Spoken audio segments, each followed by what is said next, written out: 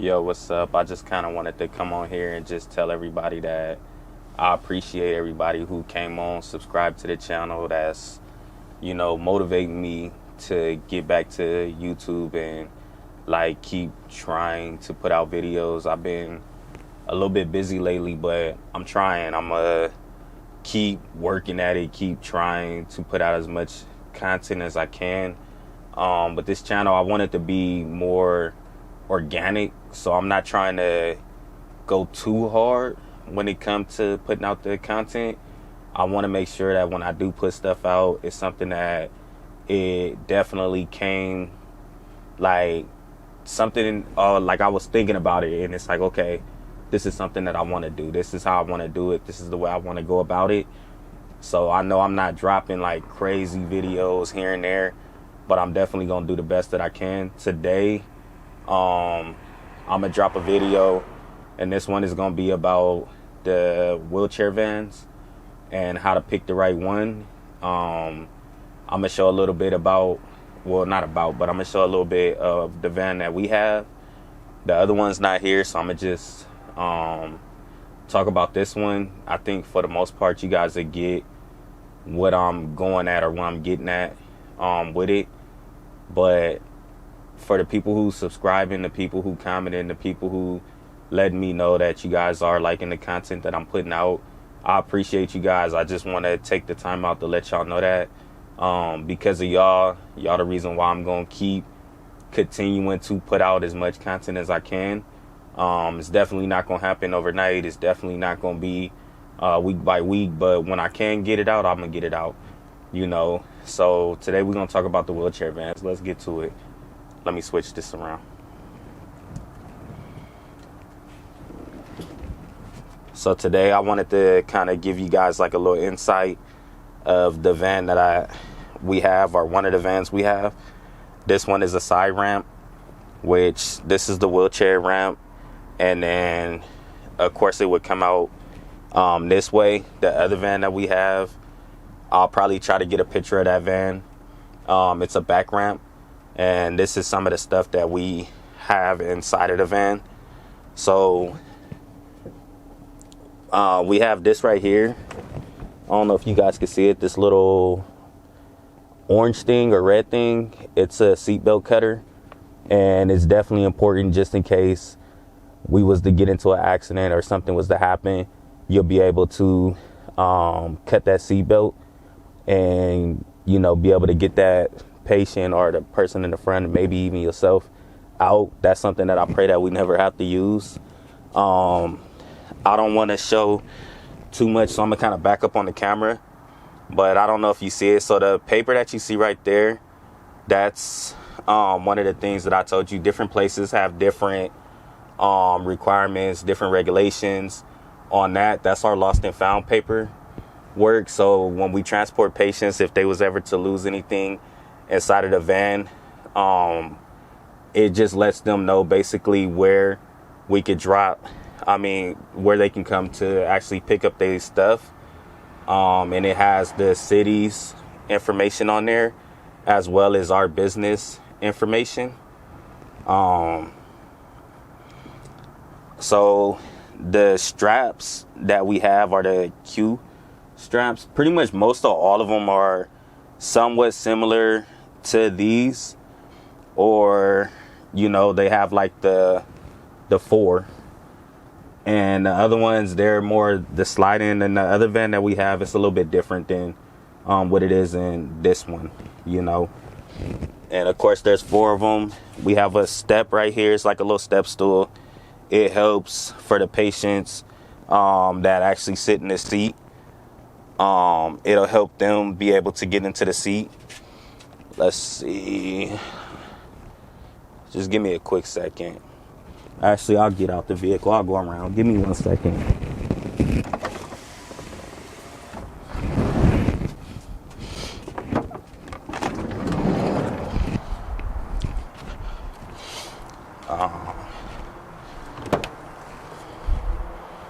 So some of the stuff that you want to carry, especially when it comes time to getting permits, you got to always have your 3 triangles.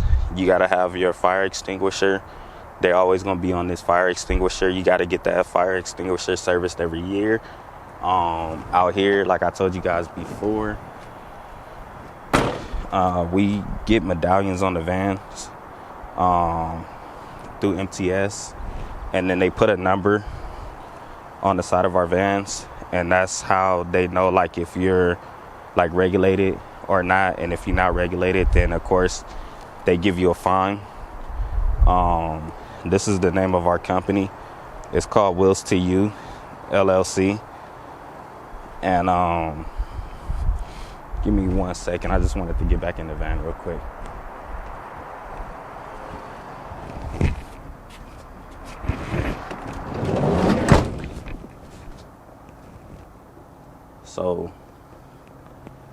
So the name of our company is called Wheels to You LLC. And we do a lot, we do a lot of transporting. Some of the biggest things that you want to make sure that you have is you want to make sure you got the fire extinguisher. You want to make sure that you got the 3 triangle. Anything that they say that you may need in your industry, I don't know, like the permit is different. Like on ours, I just showed you on the side of the van, we have the numbers where those numbers basically like state what company we are, and it shows that we have our permits. Another thing that we carry inside of our vans is a wheelchair. We always have hand sanitizer. We have gloves. We carry an umbrella in our vans just in case if it rains.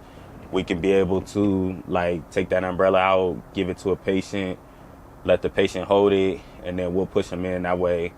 It's just a complimentary thing so that they don't get wet.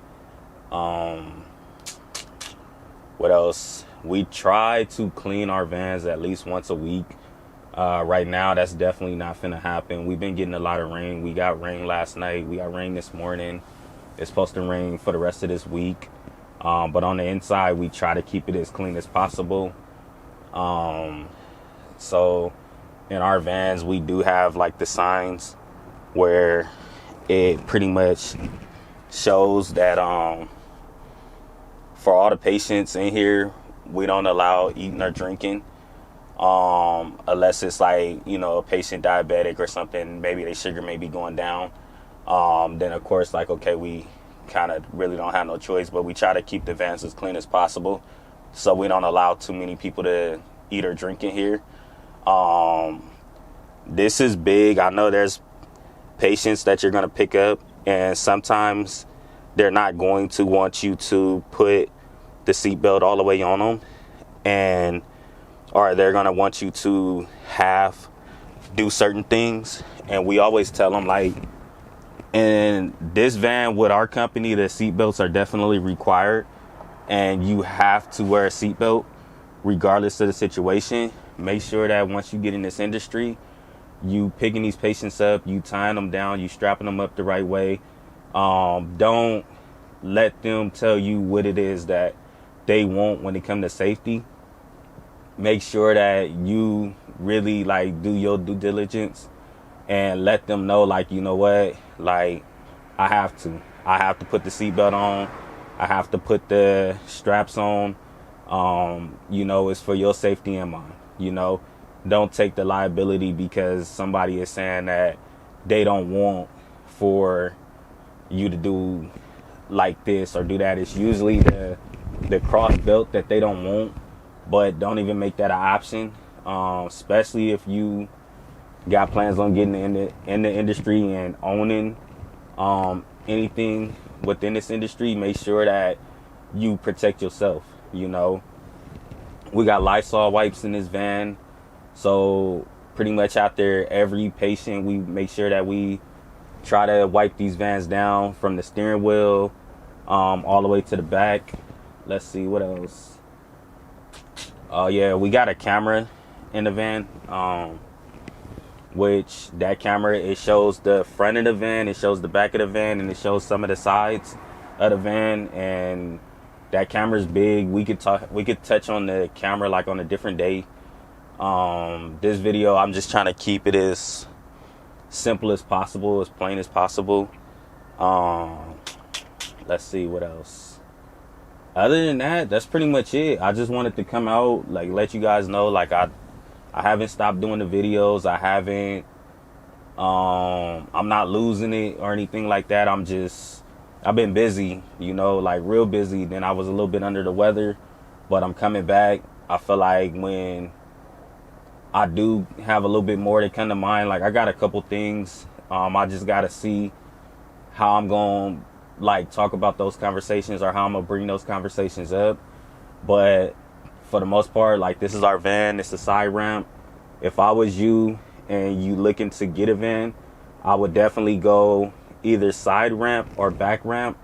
I would stay away from the electronic ramps, which is like the bigger vans. I would stay away from that for the time being, especially starting out as a new company, just because a lot of the times with those ramps, what people don't understand is like for one of these ramps to go out, depending on where you are, it's $120 an hour. And I'm going to repeat that. It's $120 an hour just for them to look at it to see what's going on with it. You know, and with those electric ramps, like they can become headaches, especially if you got a full schedule. I done had it to where like the controller went out. We don't have one, but when I was a company driver, like the controller went out. So when I'm trying to bring the ramp up, it's not coming up because the controller dead. So you got to sit there and you got to pump it, or, you know, you got to like kind of release it. For the people in the industry, they know what I'm talking about. Cause a lot of them, they're hydraulic ramps. So them ramps, they get expensive, you know. If you looking to get in the industry and you looking to see like what can I do that's more cost effective, I would go more manual. Pull the ramp out, put the ramp back. The side ramps, they are a little bit more of a headache, just because once you get the patient in, you got to face that patient forward. So it takes a little time sometimes to like turn that patient around, and sometimes you got to lift them up just to cut like a certain angle or a certain corner. With the back ramps, the ones where, you know, most people, they'll see like that where you'll pull it out from the back. Those ramps are a little bit easier. I would say 100% easier, but you still got to do some work with those as well. Like there's a lot of jumping in the van, jumping out the van, like, cause you got to start from the front. Make sure when you putting on those straps, like don't cross over the patient, you know, like be respectful as possible, you know. Make sure like if you gotta run around to the back, then run around to the back. Even if you got a side ramp, make sure that, you know, you put the two straps on one side, go around the van, get out, go around the van. Don't cross over them. You know, it's rude, it's disrespectful in the industry. It's something that I learned like a long time ago. Like I said, I've been doing this 9 years now. So, you know, you always want to make sure that you kind of like giving them space and you not like hovering all over them. So just take the time, go around, strap the other two up.